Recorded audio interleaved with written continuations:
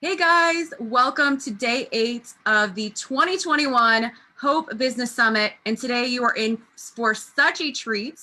For those of you who were on yesterday, we completely crashed, but you know what? Everything happens for a reason. So I know today is going to be magical. It's going to be amazing. It's going to be incredible. And let me share with you guys that today we have a guest that is so resilient, so powerful, and such a great example for anyone who has or currently is going through some shit in their life. So I want to introduce a very special friend of mine, a past client, a wonderful, amazing woman, Miss Dr. Martha Nessler. I tongue-tied my words there. So Martha, can you share with us, I know that you have such a powerful story to share with everybody. And, just share a little bit about you. And also, you've had a crazy 2020, so we will definitely get into that as well. So can you share a little bit about you and tell us about what you do?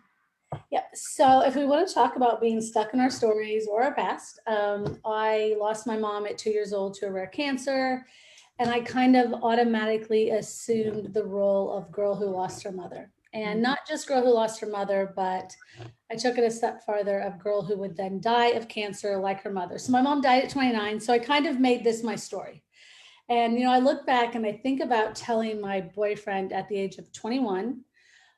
He said, "Do you want to get married?" I said, "Oh, I'm not going to live past 29." That's how much I owned my story, Val. So he pulls the car over and he's like, "Are you dying?" I said, "Well, I'm going to die of cancer like my mom." And I can remember that moment because that was my story and I lived in it and I owned it. Mm. And I look at my health back then. I started on drugs for acid reflux at 8 years old. And up until 22 years old, when I realized what my story could be, I was on antacids, multiple antacids, prescription, over the counter. And I love telling my story because here's the thing, we've all had shit happen, right? And that's why my tagline is shed your shit and shine, because we've all had shit happen. There is different levels and different variances, but we've all had it happen. And for me, mine was losing my mom. It was the way that my relationship with my stepmom was intertwined in that. Mm. And, you know, then getting sick. So I kept finding these validations, right? I kept finding Mm. these reasons that I would have this shorter lifespan, that life for me wasn't what it was for others. And what I love about helping people to shed their shit and shine is this, is it doesn't have to be this aha moment, right? So for me, it wasn't like one day I woke up and I was like, wait, hey, you're a story. I want you to get out of here, story, because I'm going to live my truth. It was these little, what I call lightning bug moments. So, lightning bugs, I love waiting for them to light up in the sky. And for that second, their little butt lights up, right? And you just see them. And it's that like little glimmer.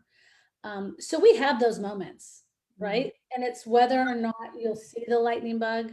It's whether or not you choose to see those little moments, right? So for me, it was at 22, finding out how the human body worked.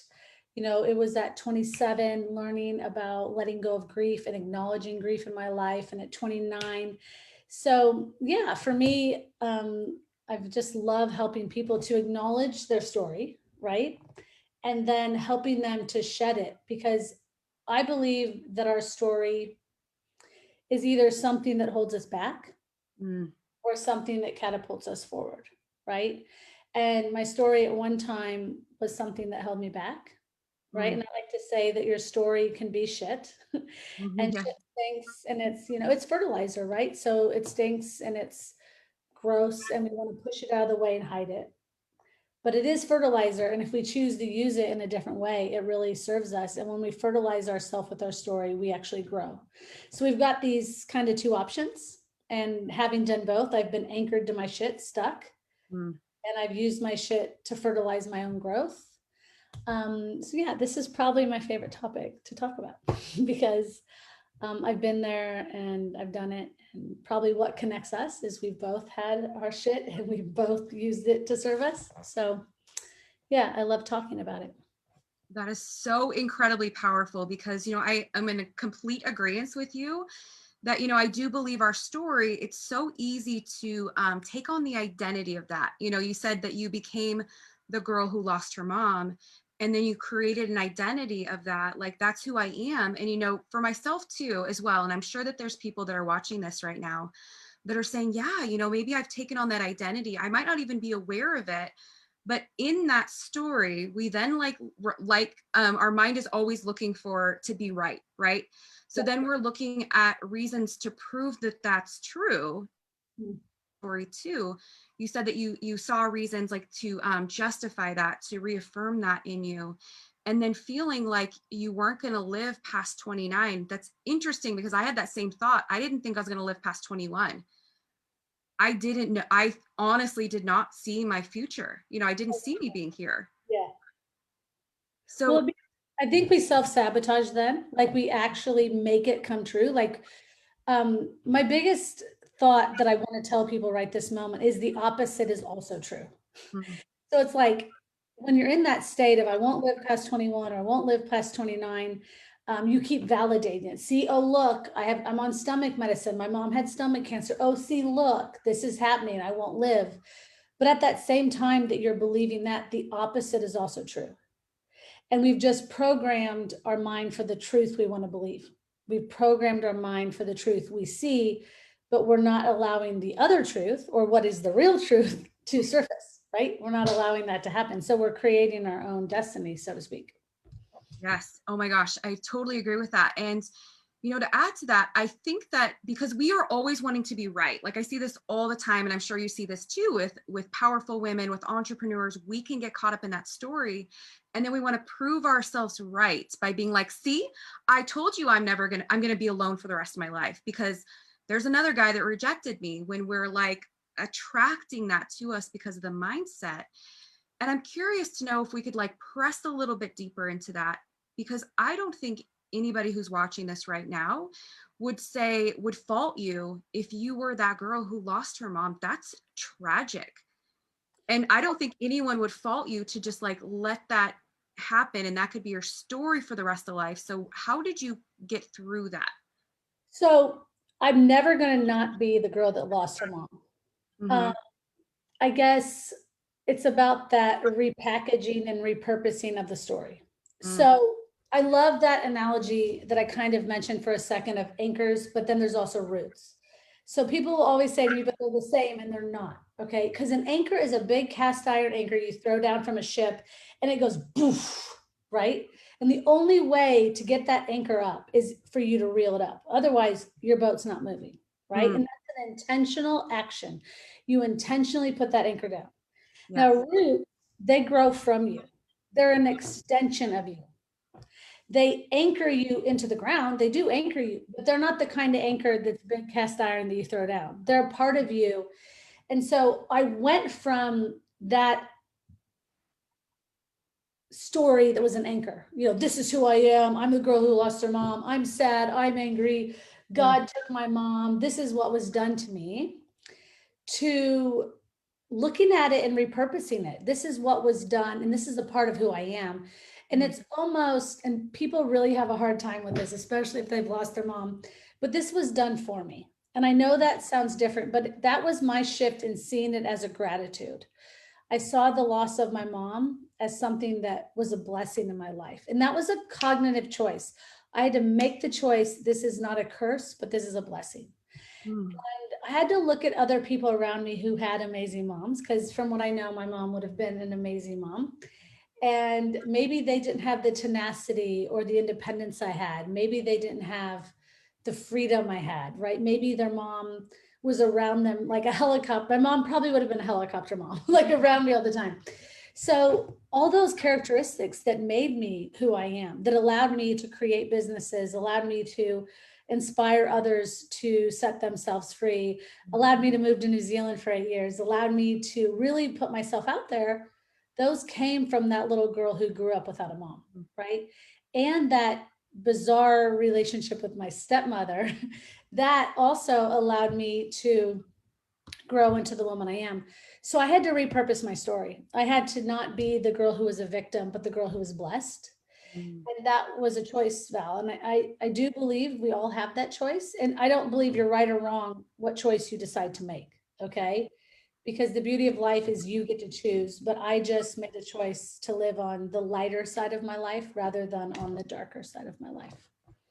I love what you said there. And there's 2 points I want to kind of push into and pull on that thread. You said freedom, which is a huge word, right? You said there's freedom in that when you pull up the anchor. And I truly believe, because this has been my experience too, that, having the courage to actually face the reality of it, and I know that there's, it takes a lot of courage to be able to do that, to pull up that anchor, unanchor, and really look at that, and then come to a place of acceptance. And there is so much freedom when you get to unanchor and set sail, not into what has happened or what has been done, but into this brand new future, right? Like, was that your experience? Because like when you unanchor, it's almost like then you're free and you get to move and navigate, and you have that power of choice to decide what the rest of your life looks like. Yeah, well, it was the act of the freedom, but it was the fact that I also set myself free. I think that was really important for me to say right now, because we have that choice. And I had myself in this box. No one put me in there, even though they would say something and I would use it as a validation. I created the space that was tiny that I lived in.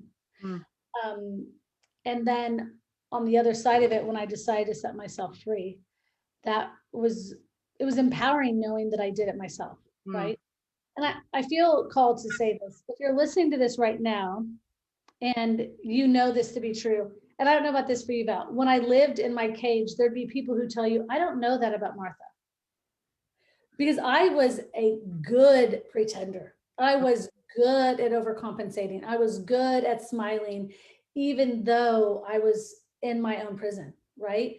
So if that's you, also know that that is still a prison if people don't know about your prison, right? But when I finally said enough is enough and I made the choice to do something different, right? And that choice set me free. mm, Yeah, totally. Freedom's the biggest word. Being able to breathe, um, and this new sense of empowerment, because no one else did that for me. mm. No one else did that for me. Now, was God involved? Absolutely. But we all know when we put ourselves in prison, God's not in control, because he's like, I never put you there in the first place. And you're like, yes, you did. So yeah, this was all a like self-contained experience that I made the choice, and I chose to step into my power and step out of it and to live a free life. Oh, yes. Oh my gosh. When you talked about that, like, absolutely 100%, with that prison, that hiding, I often describe what my experience was, which it sounds like is your experience too, was that, I got in trouble because of my drinking. Like, I was very much running away from and avoiding pulling up that anchor because, and I know someone who's listening to this needs to hear this. Totally. Pulling up that anchor was so freaking scary that instead of stopping my boat and pulling up the anchor, I was pouring alcohol on top of that, trying to drown it, make it deeper so no one would know it was there. So I had this really successful corporate life.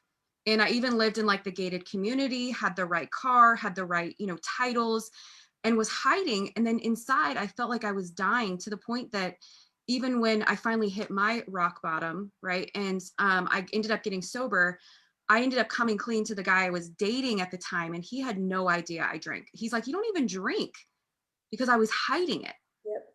And, I was going to say, just for that, the person who's watching, who's feeling that, like, I get it. Like, I live that double life. What would you say?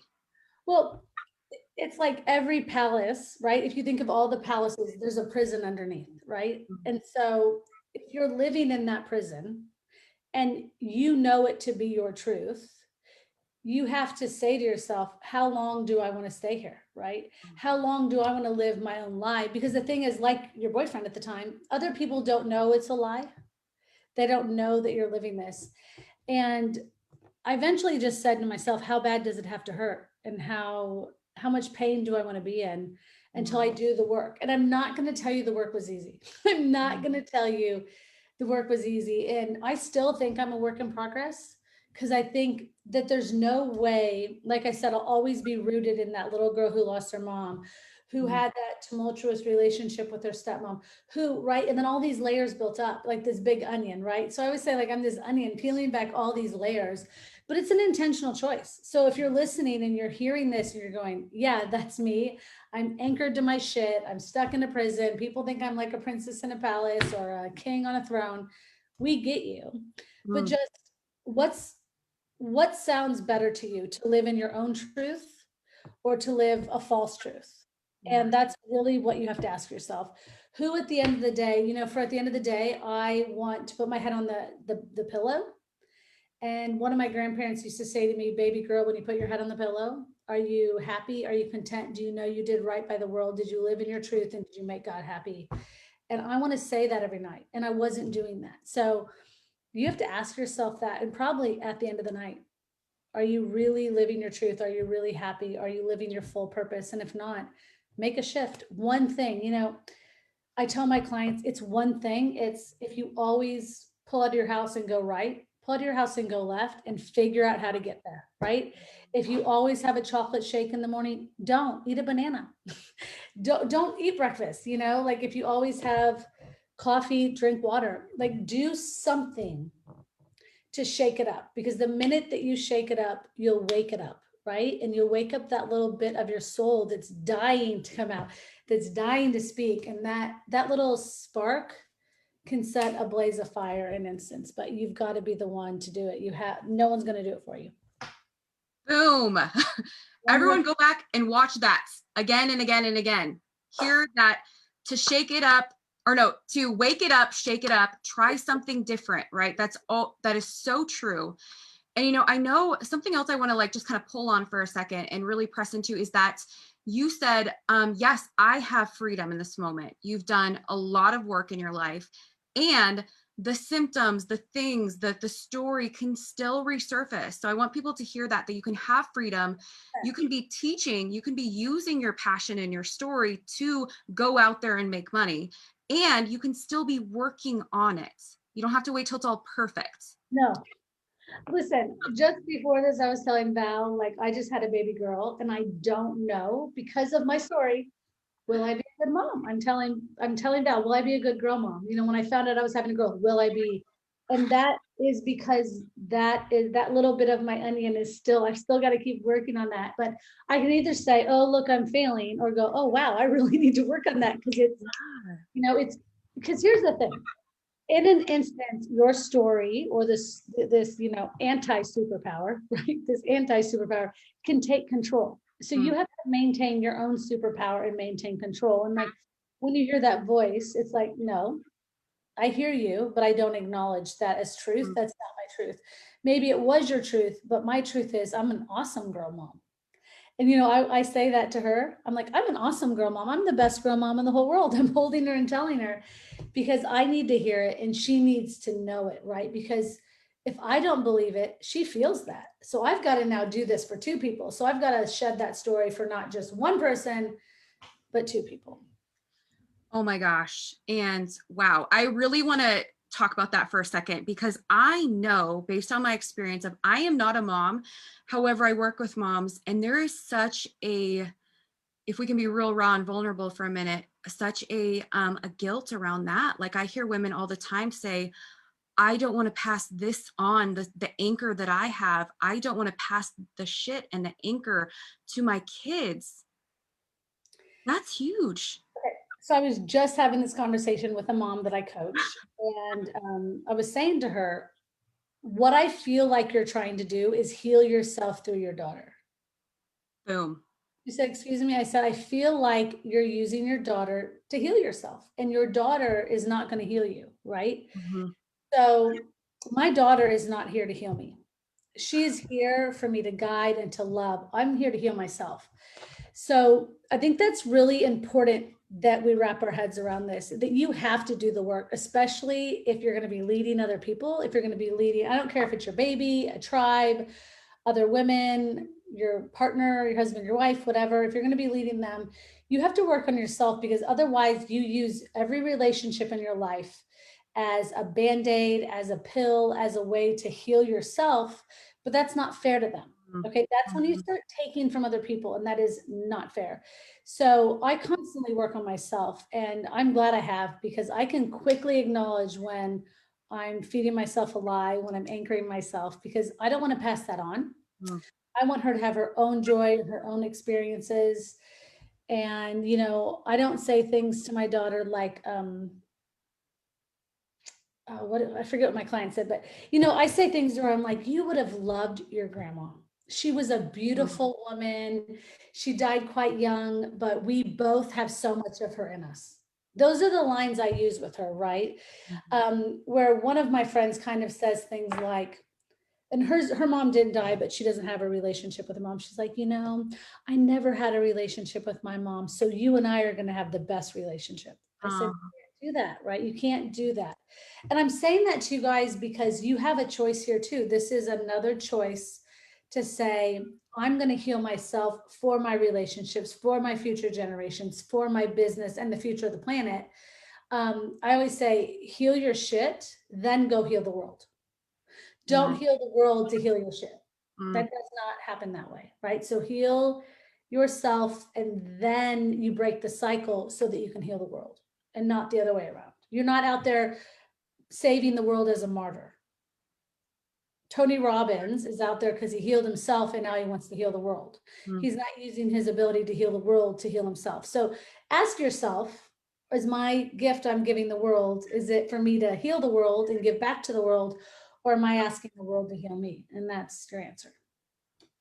Oh my gosh, that is a huge mic drop right there. And that reminds me of a time not very long ago. I think it was like 8, maybe 5 or 6 years ago. I had this idea, right? I was going to go be a social worker, and I was going to work in this, it's the Union Gospel Mission, kind of like one of those type of houses.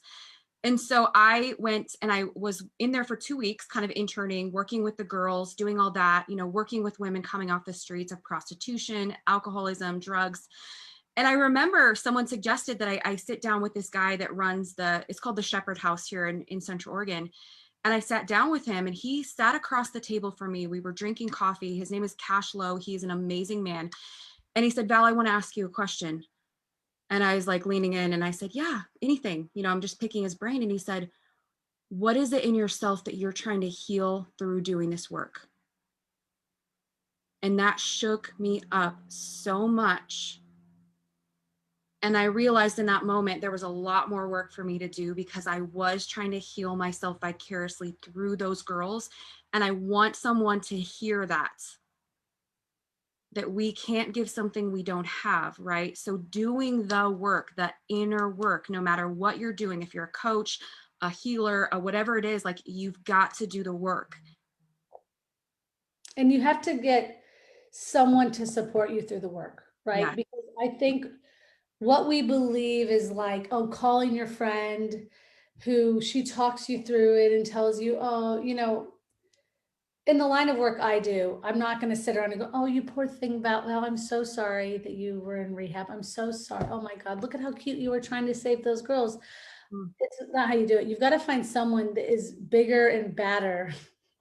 I always say bigger and badder than you, right? Someone who can really help to guide you through it. Because I remember the first coach I hired, a couple of the things he said to me brought me to tears. I'm like, you're a jerk, right? And he's like, well, it's the truth. And I think that that's hard, because when we live in fear of our truth, when we live in fear of what our truth is, right? Mm. When we live in our prison, or when we're anchored and we're afraid of what our truth is, we're scared of our truth.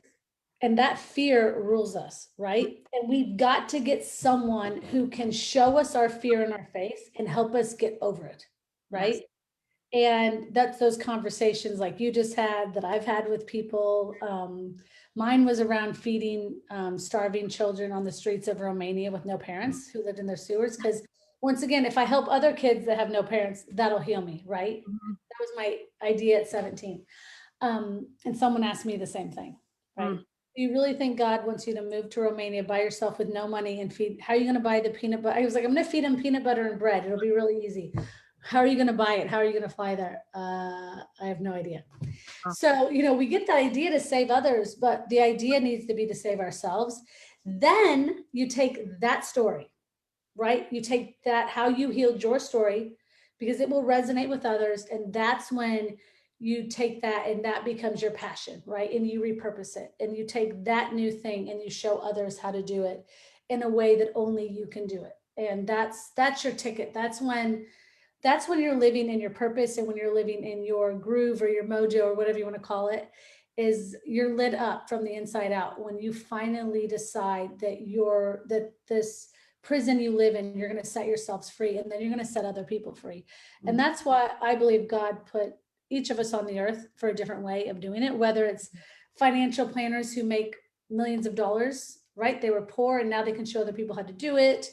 Whether it's coaches who were stuck in their business and now they can show people how to do it, like whatever it is, when you can unstuck yourself and share that with other people, that's when you're living in your groove and your magic. Oh my gosh, amazing. And I know for some people, they are thinking, maybe they're in the story but it's 2020. What am I supposed to do? Like, walk us through the last 12 months of your life to not impress others, but to impress upon them the opportunity and the ability you can do in any climate, in any economic structure. You can look at your life any way you want. So you can see this next part of my story as I'm a victim or a victor. I'm going to tell you what happened. But in January, I got engaged. In February, February 11th, we moved into a new house. On the 26th, I traveled for 2 weeks from New Zealand, where we were living in our new house, to the US. The world went crazy. The planet lost its mind. I thought I'd had the virus before, still lingering. So my husband said, I'll fly over and I'll hang out with you for a few weeks until everything resets, because I think we all thought it would. For 4 weeks. Then we ended up realizing the planet was very crazy. So he quit his job. We canceled our wedding plans, got married on the beach. We got pregnant a month later. We had no clothes. We were homeless. So we were renting different places, which only I could rent because I'm a doctor of chiropractic, and only doctors could rent because of the whole world was going crazy. We ended up, our clothes still aren't here. We still don't have our clothes. We put some belongings away. We sold the others. Our clothes are in a ship still to this day. And we ended up buying a house and had an emergency C-section in December. My daughter came a month early, and my business was still up last year because I chose to just see every single building block for what it was. It was part of my path. And I chose roots instead of anchors. Oh, so good. So good, you guys. And let me tell you, this woman walked through it so gracefully. So for those people who want to get a hold of you, I know people are going to want to connect with you. What's next for you? How can they connect? Share all of the things. Basically, like teaching you really how to unanchor from the areas of your life, right? So it's whether it's in health, it's your story, it's your faith. Really just join me at Dr. Martha Nessler, because my life is completely different. I'm a mom and a wife, which I was not at this time last year. So join me, because I want you to live the life I know you were born to live. And I want to teach you how to set yourself free. I'm not here to save you. I like to say this: if you're not waving your arms in the air to get saved, I'm not your girl, right? But if you're just wanting to float in the ocean and stuff, like, take life as it is, join me, because I'm going to teach you how to save yourself. I'm going to teach you the steps necessary to live your best life ever and to shine like you were born to shine. Because the truth is, you just don't know how yet. I was telling a friend of mine the other day, do you ever think about what you don't know? And it's hard to think about the unknown, but I think about this. I think about how I didn't know what I know about health, what I didn't know about business, what I didn't know about my truth, what I didn't know about God, what I didn't know. And then I learned it, and I can't unknow it. Right. So that always keeps me open to learning more. So think about what you one time didn't know and how happy you are to know it. I just want to open you up to more things you don't know about, right? Some of them you love, some you won't. But the key in life is to be open, right? The key in life is to be open and to decide for yourself if you want to absorb that as your truth. And that's when you live in your magic. So let's be truth slayers, Val. Hang out. Yes, that's what I say. Shed your shit and shine, you guys, right? Check out Martha Nessler. You are honestly like one of my favorite people in the world. I love you The so same much. about you. I'm trying to get you to move to Florida with me. I know. I wish we will be Land of there the as free. soon as we can travel. And my husband's been out of town a lot, but we definitely will. And you are one of my favorite people. I love you so much. And I've loved watching you grow over the past year and a half, like honestly. And I love this space that you're in. And I know you have so much to give in the world. So thank you so much for pouring into our audience today, for sharing your message. And I'm just so grateful for you. Love you. All right, Guys. you guys, in just a little bit, we'll be on with Melissa Go-Ray and also with Bridget Hawkins. She will be talking about being a published author. So I'll catch you guys soon. Awesome.